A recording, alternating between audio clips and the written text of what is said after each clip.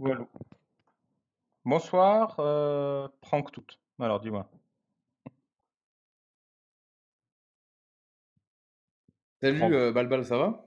Ouais, ça va et toi, Franck Tout le. Tu vas bien? Ouais, dis-moi. Ça va, ça va, ça va, je te remercie. Euh, Bah déjà, j'ai acheté ton livre, félicitations, il est au top. Et j'ai une petite anecdote marrante à raconter, c'est pour ça que je voulais monter. Ouais. En gros, donc il y en a peut-être qui me reconnaîtront parce que j'étais passé sur un live de Amir et Cassius il y a à peu près un mois et demi de ça. Et j'étais à ce moment-là en Tunisie, du coup, avec ma copine de l'époque qui était tunisienne. Et je rentre en France, tu vois, il y a à peu près un mois. Et du coup, je commande ton bouquin, je le reçois du coup par la poste. Je commence à lire le bouquin et là, je commence à me taper une énorme barre. Je me pisse dessus tellement je rigole, tellement le bouquin il me fait gaulerie. Et du coup, il y a un moment où mon ex, donc j'étais encore en relation avec elle, quoi.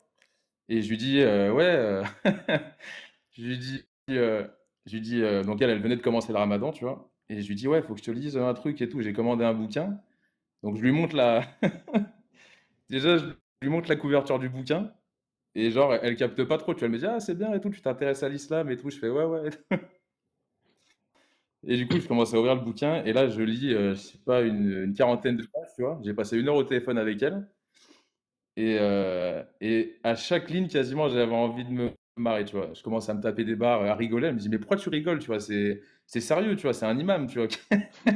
Pourquoi tu rigoles comme ça, tu vois? Et du coup, je continue de lire le truc. Et il y a un moment où, tu sais, vers le début, où tu dis qu'en gros, tu vois, il va prier à la mosquée de Al-Aqsa qui a été construite 5 ans après sa mort, tu vois. Hmm. Et en plus, je le répète 2 fois, et du coup, je me tape une barre, je rigole comme ça, et je lui dis, mais y a pas un truc qui te fait tilter un peu? Elle me dit, bah non, non, je comprends pas, et tout, comme ça. Et je continue, je lui lis même les fluides prophétiques, je lui lis l'urine du prophète, je lui lis la salive, et je me dis, mais c'est ouf, il y a aucun moment où elle capte en fait que je suis en train, tu vois, un petit peu de me foutre de sa gueule gentiment, quoi. Et le soir même, tu vois, tu sais, il y a un moment où je culpabilise. Je me dis, attends, putain, je peux pas la laisser comme ça, en train de croire Non, que mais je vais à ce raconter moment, vraiment un truc sérieux, quoi. Et là, mais je lui c'est, dis, mais c'est sérieux ce que j'ai écrit, et c'est sourcé, c'est ouais. tout ce que j'ai écrit, c'est pas inventé, hein. Non, mais je sais. Non, mais je joue pas Non, là, mais je joue pas un je rôle sais. parce que j'ai l'impression que tu me parles comme si c'était un truc Mais de elle, foutage pour de elle, gueule.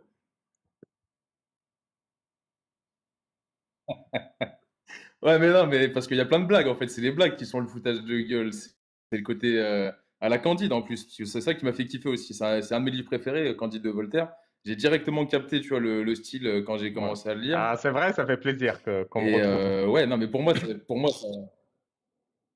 ouais, ouais. Non, j'ai kiffé. Ben, en plus, je crois que il me semble que, ouais, et tout allait bien dans le meilleur des mondes à la fin de l'intro, je crois, un truc comme ça. Moi, il y a de tout, il y a de Et tout. non, mais ouais, elle a, elle a pas capté du tout que c'était juste un truc ouais, je suis d'accord avec toi, que c'est la vérité, mais qu'il y a aucune punchline. Tu vois, c'est ça, je me dis, mais c'est ouf. Et je me suis dit un truc, à un moment, je me suis dit, ah, c'est dommage qu'il y ait les illustrations, limite, ou qu'il y ait parce que je me suis dit, une version sans illustration, je suis sûr que tu peux le montrer à un mec. Ou, enfin, ma nana était hyper endoctrinée, hein, mais vraiment endoctrinée comme tu peux pas imaginer. S'il y en a qui veulent, ils pourront écouter les vidéos là sur la chaîne de Amir. C'était Nadia. Enfin, je sais pas, tu tapes Amir Nadia, je pense que tu vas trouver. Et je me dis, putain, mais ce livre, tu enlèves les illustrations, t'enlèves quelques trucs, tu vois, qui font penser que c'est un truc satirique, et je suis sûr que t'as plein de mecs qui peuvent le gober d'une traite, quoi. Moi, j'ai beaucoup hésité, mais je pense que c'est mieux avec les C'est idées. sûr. J'ai beaucoup réfléchi. Ah, mais tu vois, si tu faisais une petite version annexe en Oui, une noir et version blanc, tu vois, sans les avec illustrations, oui, et avec un petit tampon halal. ouais, ouais, carrément, ouais. Mais bon, voilà, après, du coup, quand je lui ai annoncé la nouvelle, qu'en fait, que t'étais pas imam, mais que c'était un truc satirique, elle a un peu pété un câble. Et au début, elle arrivait pas à croire, en fait, ce que je lui disais. Elle me dit, mais non, c'est pas vrai, et tout. Comment tu peux te permettre de te moquer, machin, etc. Et puis, en fait, après, quand elle a capté que je m'étais foutu de sa gueule, voilà, elle a un peu pris la mort, quoi. Donc voilà pour l'anecdote, Et quoi. maintenant, ça va mieux? Vous êtes en couple, elle est apostate? Non. Non, bah ça va mieux, tu vois, on s'entend bien, mais bon, j'essaye tant bien que mal d'essayer de l'ouvrir les yeux, mais putain, quand t'es endoctriné à ce point, c'est quasiment impossible. Elle se voile? Il y a plein de moments où, tu vois, non, elle se voile pas, non. Vous faites Elle se l'amour? voile pas, tu vois, la tunisienne, tu vois, moi, on a fait des trucs, mais on n'est pas allé jusqu'à la totale, quoi. Et elle veut se marier ou pas? Mais bon, maintenant, ah ouais, ouais, bah ouais, elle voulait se marier, elle voulait que je me convertisse. Non, elle Même est pas... moi, tu vois, Elle est pas... j'ai toujours su que T'inquiète, c'était des t'inquiète, conneries, tu vois. t'inquiète, elle est sauvable, t'inquiète. Faut qu'elle lise mon livre toute seule. Tu penses? Laisse-le sur la table de chevet, tu vois, avec Ouais, un bah écoute, je vais le marque-page. ramener dans mes affaires.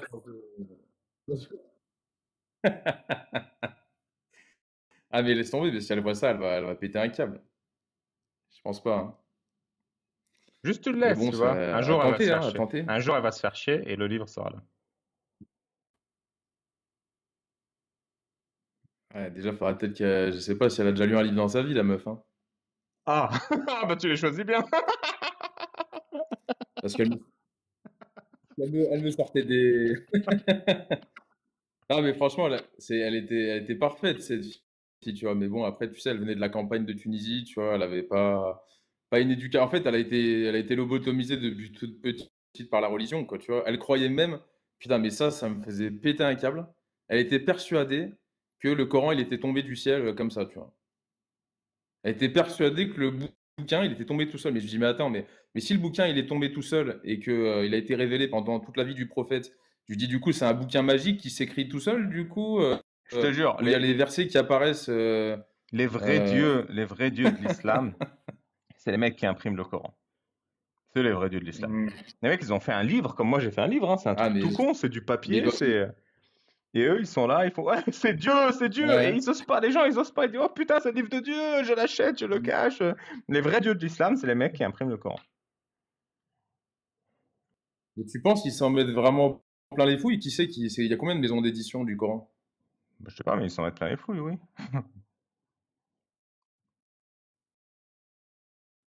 Ah ouais. Ta Mais connexion, elle est bon, pas top. Du coup, je pense pas merci que je pourrais pour la sauver, ton... hein. Ta connexion, elle est assez mauvaise. Merci pour ton témoignage. Ok. Et bah, je te souhaite une bonne soirée. Tu veux dire Merde, un ok, dernier d'accord. truc, peut-être? Non, bah merci pour le bouquin, et puis on attend les prochains, hein. Et puis, force à toi. Et franchement, je me tape des barres grâce à toi, grâce au live, grâce aux vidéos sur YouTube. Donc, Tranquille. merci, c'est cool ce que tu fais. Ciao, ciao. À plus. Ciao. Salut. Ciao, à plus tard. Comprends, salut, ciao. Comprends ton dribble. Il a publié une vidéo hier pour parler d'aujourd'hui, samedi, où il y a eu une éclipse solaire partielle à 11 heures du matin. Et le gars, il a fait pendant 11 minutes à peu près, il a expliqué qu'il y avait là des signes pour les gens doués d'intelligence. Que si Dieu nous soustrait la lumière du soleil en plein jour, c'est pour nous faire comprendre à quel point il est puissant, Dieu, à quel point il peut tout faire et à quel point le soleil est un miracle de Dieu. Et le gars, tu le vois dans son œil, il plaisante pas. Il croit vraiment que ce matin à 11 heures, Dieu a pris sa main divine et a déplacé la lune pour la mettre devant le soleil de manière partielle afin d'envoyer un signal à l'humanité. Qu'il n'y a que les musulmans, évidemment, qui ont compris ce signal. Et Alors le qu'on gars, il sait est tous content. que l'éclipse, c'est un appel pour acheter mon livre, quoi. C'est ça le signal pour les deux d'intelligence. Ah bah oui, ah ouais. Ouais, c'est vrai, c'est ce que fait l'islam au cerveau des musulmans. Le gars, il te dit, Ouais, en fait, il se sent élu. Tout ce Subhanallah. qui se passe, c'est pour lui, tu vois. Il se passe un phénomène naturel. Ah, c'est un message pour moi. Tu vois, il est spécial, il est sectionné.